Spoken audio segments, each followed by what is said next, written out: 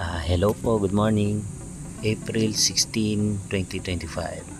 Magpapainom tayo ngayon ng Doxilac. Pang prevention lang sa mga one eye cold.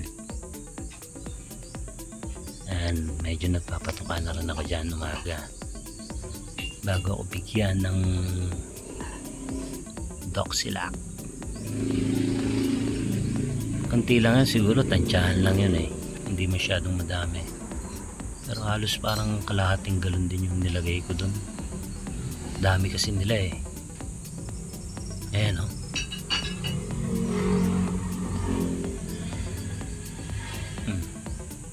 yun ako yung nandito sa mitas, hindi kita sa video.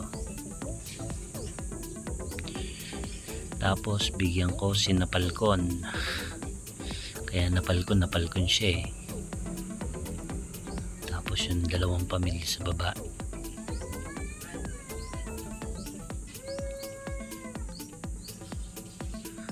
Ayan.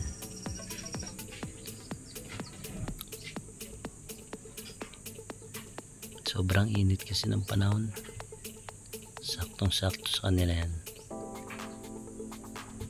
Ayan, may bagong papisa pala tayo dito. Isa pa lang na pipisa, baka bukas o mamaya yung isa. Babalik ko na,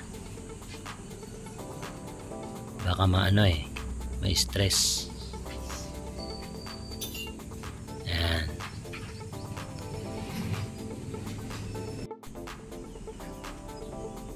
Nakapisa na sila, pero yung inakay, yung YB na yan, baka iwalay ko na yan. Inaaway na nung papa niya Dito naman tayo sa malaking pliers loop.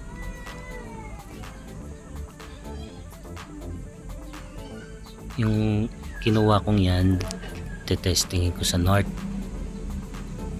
Medyo mabilis din Ayan